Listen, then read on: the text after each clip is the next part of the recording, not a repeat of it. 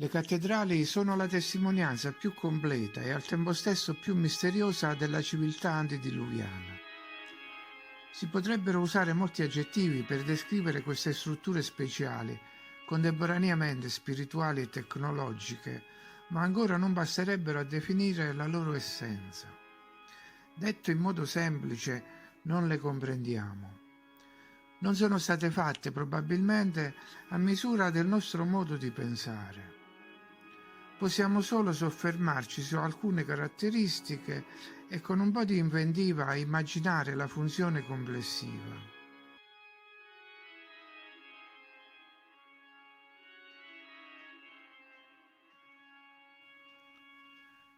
Una delle componenti essenziali di una cattedrale è certamente l'organo, insieme alla tastiera che lo comanda. Non è una semplice tastiera, è un supercomputer che consente di inserire parametri e codici quasi illimitati. Consideriamo infatti quante possono essere le combinazioni prodotte da un tasto abbinato a tutti gli altri. E già il solo avere questa possibilità di scelta fa capire la superiorità intellettiva di chi tali scelte operava. Questa tastiera ricorda la cabina di pilotaggio di un aereo, di un Boeing, ma senza nemmeno i riscontri visivi.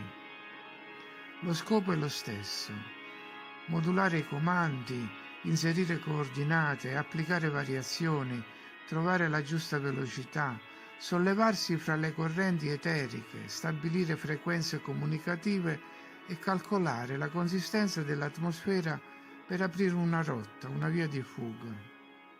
La spinta iniziale viene impressa dal campo energetico che si sprigiona dalla Terra. La pianta di una cattedrale è fatta di frattali, diagrammi elaborati con computer grafica, capaci di individuare e disegnare i segmenti da connettere alle sorgenti del suolo. Lo schema della pianta si riproduce nelle colonne e nelle nervature che raggiungono le volte. Le correnti di terra e le onde vibrazionali si fondono, si rinforzano a vicenda, attingono dal campo energetico prodotto dalle guglie e investono la navata. L'unità è quasi pronta per il viaggio. Viene impostata l'ora sugli orologi speciali, che noi chiamiamo orologi astronomici, ma a quali astronomi servivano e perché per vedere l'ora avrebbe dovuto essere così complicato? Quindi lo scopo era un altro.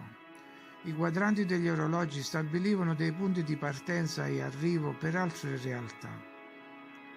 Davano coordinate precise per aprire i sentieri verso i mondi paralleli.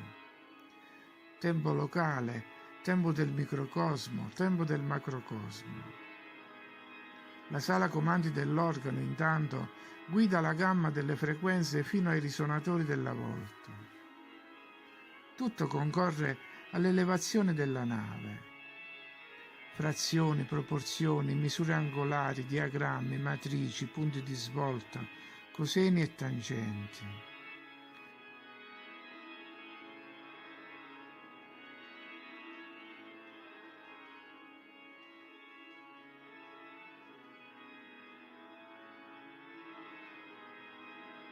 La geometria si illumina con il suono eterico e ogni nota lo sostiene.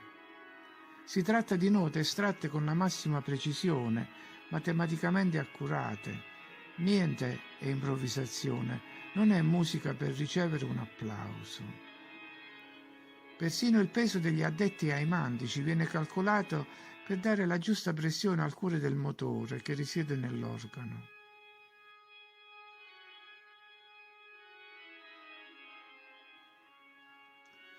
Per i moderni, ora, i pannelli di controllo dei registri sono di una complessità proibitiva, difficili da gestire. La magia della musica, che molti dei ed eroi indicavano come la chiave di lettura del mondo, ci è stata sottratta. Una musica associata al labirinto. I mandala sul pavimento sono labirinti, un'altra parte integrante della stazione.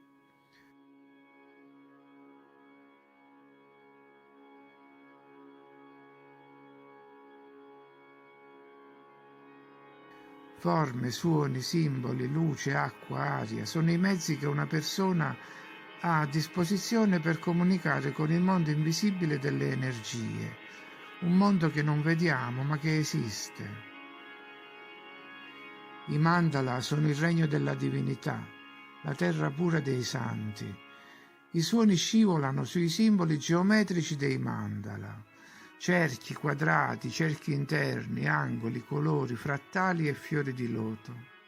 Realtà concreta ed evanescente.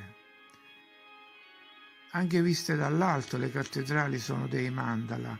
In questo luogo le persone, la divinità, i santi, ognuno con la propria realtà, potevano incontrarsi nello stesso ambiente vibratorio, sintonizzarsi fra loro, dare e ricevere informazioni senza parlare. Quando il campo energetico era pronto, si attivavano i portali. Un portale non è solo una transizione da una realtà all'altra, ma anche un costruttore di energia e una matrice vibratoria sia nel mondo in cui si trova, sia nel mondo in cui conduce. È un luogo di passaggio dei flussi di energia, attiva i ricordi sullo scopo dell'esistenza, sulla propria natura, sulla sintonia fra mondi paralleli. Le api non prendono solo il nettare dai petali dei fiori, ma anche la saggezza dei frattali. I portali sono punti di connessione fra livelli, sottolivelli, vite parallele, settori di spazio, scale temporali. Ciò che sembrava un astuccio diventa un ventaglio. Da una realtà ne scaturiscono altre. Anche le vetrate creano portali. Quando un'immagine si proietta sul pavimento, lo spettro che scaturisce dai colori attiva un portale di energia che cambia la densità stessa del tempo. Ci conduce in un altrove. La nostra mente non è più in quel posto. Il tempo non esiste in natura, è stato inventato dalle persone per comodità. Non c'è in natura un processo che riflette la nostra idea del tempo. Il tempo non è un valore oggettivo. Le cattedrali erano tutto questo e ciò accadeva fino a 200 anni fa. Poi i portali hanno cominciato a chiudersi e nessuno riesce più a comunicare con nessun altro. I vari piani della realtà si sono allontanati, forse con l'arrivo delle forze oscure. Si tratta di un processo temporaneo o irreversibile.